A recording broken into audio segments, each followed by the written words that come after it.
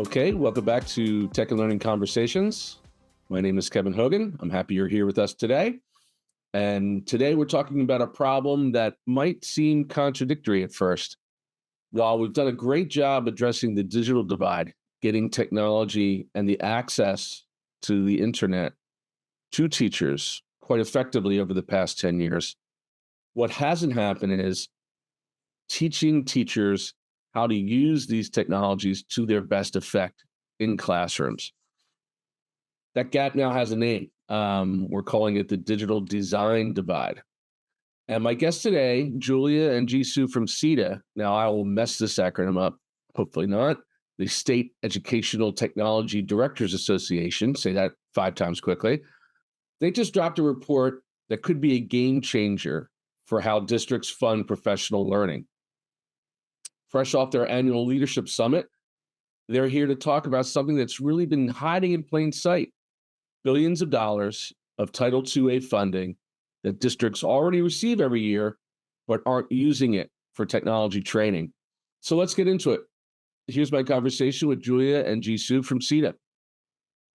Okay, Julia, Ji Soo, thank you so much for joining me today. I know it's quite a busy time for you this week. As we talk, you're not only dropping new information and content out into the ed tech world, but you're also hosting the annual show, right? Yes, we're just coming off of our annual Leadership Summit and Ed Forum, and we just closed it out just a couple of hours ago. So we are fresh off the conference circuit and everything else. Well, good. Well, I'm getting it at the right time then. So if I can glean all this information for you and sound smart for 2026. But maybe we can start by just kind of diving into the news of the day, which is a new report that SETDA has dropped that looks at the digital design divide. So that's in the world of ed tech, there's always a new catchphrase that's out there. And this one is sparking my curiosity. Maybe, Julia, you can start by talking about what that means in the big picture. Digital access divide has always been the one that I recognize from the past 10 years or so. But so this digital design divide is a new one on me. So actually, the digital design divide comes from the 2024 National Ed Tech Plan. It's one of the areas where we really highlighted where teachers lack, some of them lack the time and resources and training to be able to use technology. It's one thing for us to, get the access, get devices, get the connectivity, get the infrastructure needed. But it's another thing to actually have teachers actually have time to be able to learn how to integrate it into their curriculum and into what they're doing. So that is the design divide in a very short way to explain it. Yeah, and so you go from a big picture idea concept, right, and then you bring it into what has to become policy, and it has to become kind of in that kind of white papery, bureaucratic thing that our administrators know and love. And how do you take that and you scale it and bring it around to what is a day-to-day operation of a school district, right? So how do you define that? I mean, when it comes to quality, it seems as the report found that while there has been progress in terms of connectivity, while there's progress in terms of getting students devices and getting that access, they're not using this stuff in the best way they could, right? As I explain it, like I'm 5 years old. Maybe you could go a little bit more into how you define what quality is and what the model that you're giving districts is intended to do.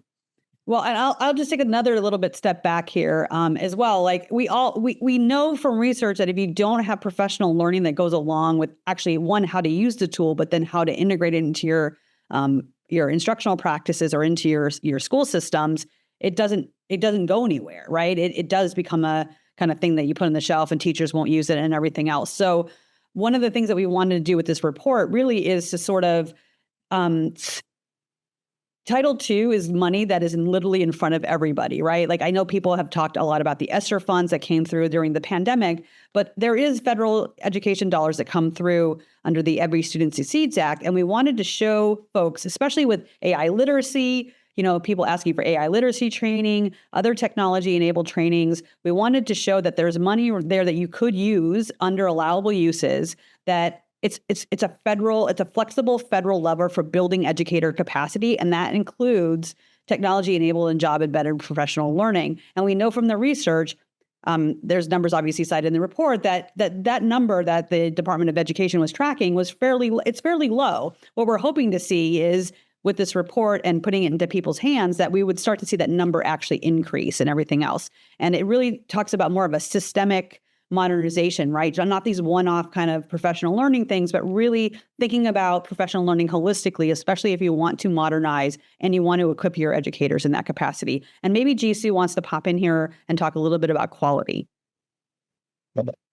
I want to just supplement what Julia said with some specific stats, particularly around AI and the U.S. Department of Education survey that she mentioned, right? I think according to Gallup, a majority of educators in the United States have used AI to some degree in their daily work, right? But I think this might be a little bit dated, so forgive me if the stats are updated, but I think I read a RAND study that says half of districts have not provided any sort of professional learning when it comes to artificial intelligence, when teachers are actually asking for them.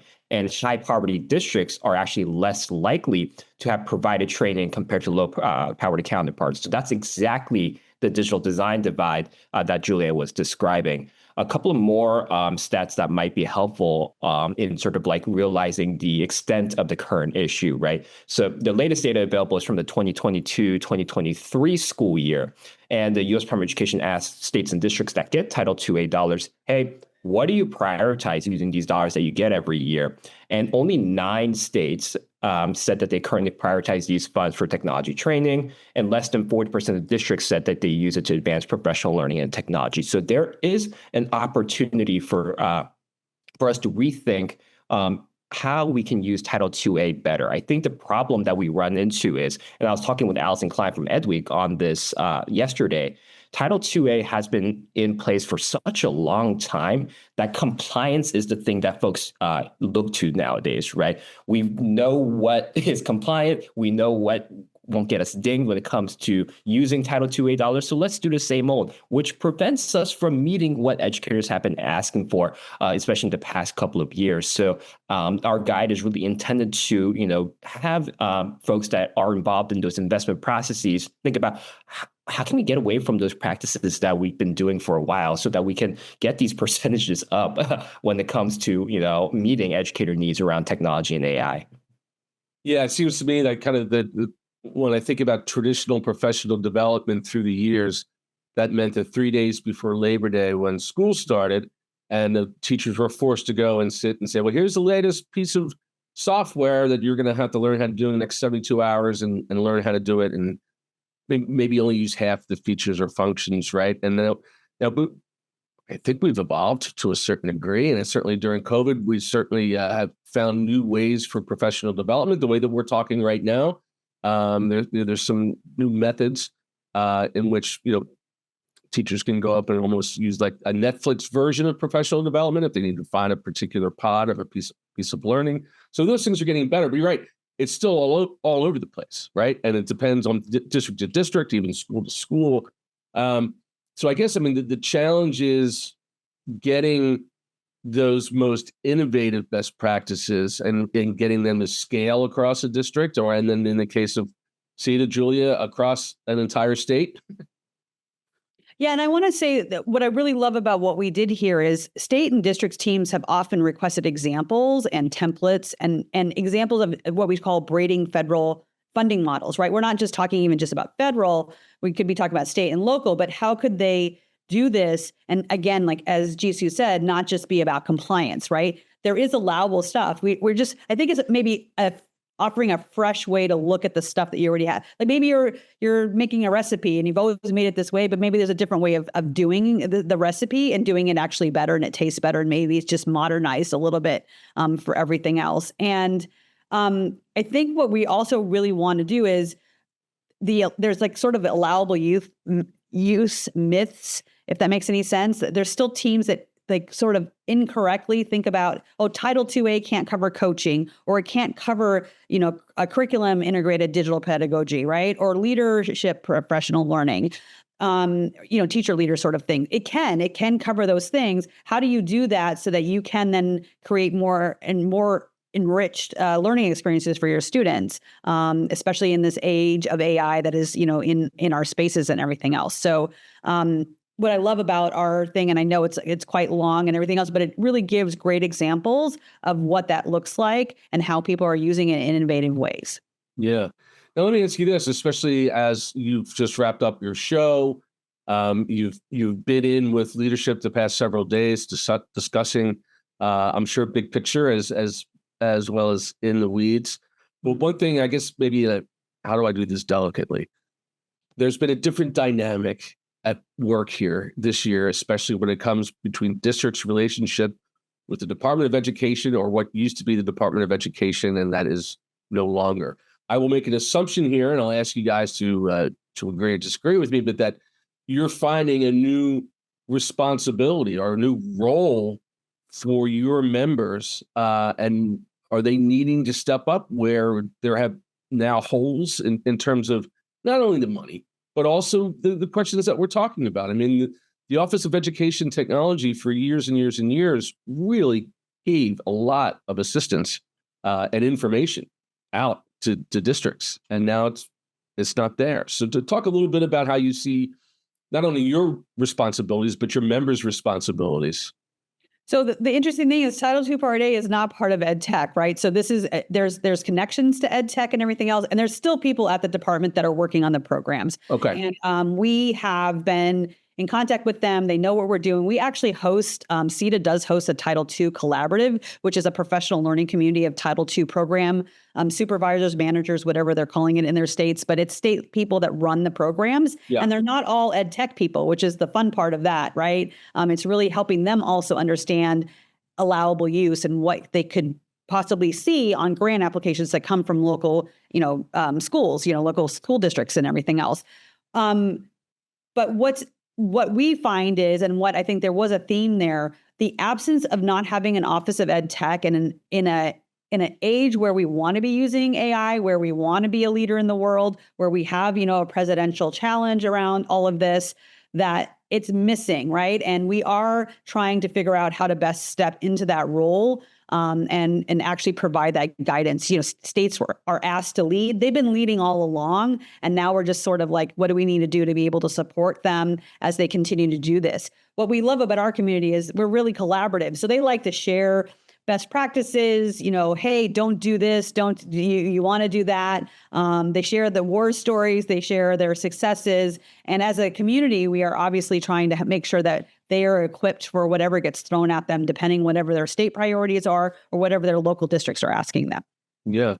And, you were talking earlier about compliance and as a metric, and another kind of traditional metric that we use in our space here. Ji Soo, maybe you could talk a little bit about how you're hoping to measure the success of these models in districts. There are a couple of discrete recommendations around this actually in the guide, right?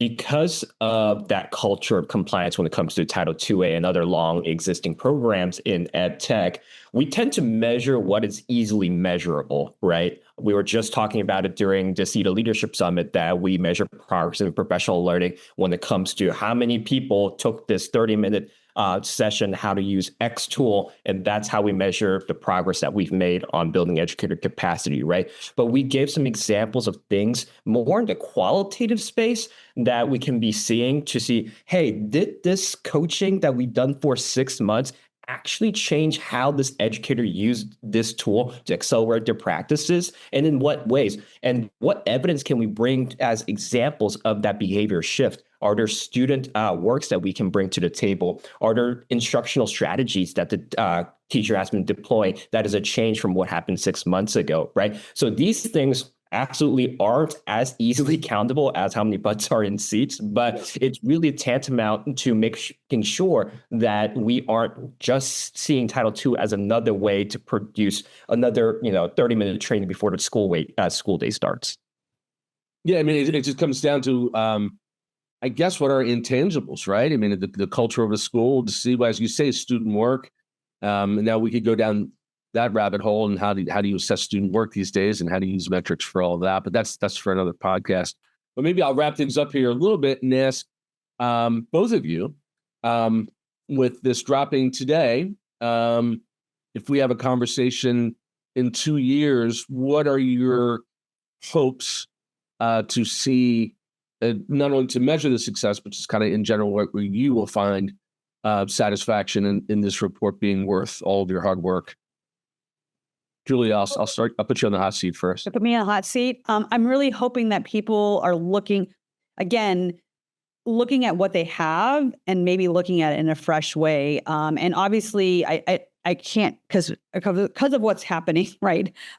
With the federal leadership there, I don't know if we'll have measures of like, will we see an increase in Title II in terms of the data? So are we still collecting that data? I don't know that question off the top of my head. And I don't know if we'll have data to say, hey, it was 9% and now it's 15%. We'd obviously like to see an uptick in folks using it for tech integration sort of things. I hope that it starts to change the conversation about having systems of professional learning in your district or in your state versus these one-off kind of things. It's really a consideration when implementing any sort of type of technology, and especially if you're going to be putting AI-powered kind of applications in places, that you're just not doing it like, here, I'm going to train you on how to use XYZ, and not say, I'm going to train you how to use XYZ, but also how to use XYZ in your instructional practice, in your content area, in your whatever. So I'm hoping that conversation that we hear like at ISTE, that we hear in places where educators and administrators are, that they're having better conversations about what professional learning looks like. And it's more in line with what the definition is under the Every Student Succeeds Act. It's job-embedded, sustainable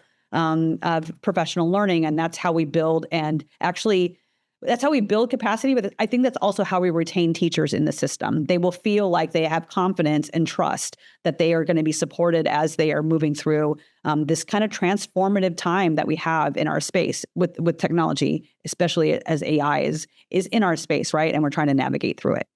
Yeah, absolutely. And Ji Soo, any thoughts? There's a lot of recommendations in the guide, but among the things that I would hope to see in the next 2 to 3 years, I think AI has made us really think about the value of those human relationships. So relating my sort of projections to that theme, I want to see more instructional technology coaches out there, at the state and district levels. I think Virginia has a great policy that per certain number of students, you have to have what they call an instructional technology resource teacher, which is their version of instructional technology coaches. Other states have similar policies out there. They realize that it's not just about, doing, again, that 30-minute operational training of a tool. It's those human relationships that teachers are building with their coaches, right? So that's one of the biggest recommendations that we make in our guide. How can Title IIA serve as a tool, and other professional learning funds serve as a tool to hire or retain those coaches who are able to build those human-to-human relationships to help teachers drive better practices. So maybe that's one thing that I want to see more after this guide has been produced. Fantastic. Well, again, I really appreciate your time and your insights, especially after a long week that you've had. I look forward to digging further into the report and maybe getting some more details out of it, and hopefully finding some educators who begin to adopt it, and we can start to share their best practices here at Tech&Learning, which is what I think we do best here. But thanks again for your hard work and for this, because it really is essential content for our readers and our listeners. So safe home, and we'll be talking soon. And that was Julia and Ji Soo from SETDA on the digital design divide and the untapped potential of Title IIA funding. What really struck me about this conversation, we spend so much time talking about what we don't have. Not enough money, not enough resources, not enough support. But here's a case where the money's there. Districts are getting these dollars every single year. So the problem isn't the funding. It's about creating kind of a culture of compliance. And that's made everyone afraid to use these dollars creatively. If you want to check out SETDA's full guide, we've put a link in the show notes below. This is one of those reports that's actually pretty practical. Templates, examples, allowable use guidance. It's not just theory and gobbledygook. So next week, look for our conversation with Alana Winnick. Alana is the visionary leader and creative force behind the book, The Generative Age, both a book and a podcast that explores the rapidly evolving world of, guess what, generative artificial intelligence and how that's transforming education. She's going to be the keynote this January for FETC 2026, but we're going to be able to get a sneak peek before then. So thanks again for watching. Thanks again for listening, and see you next week.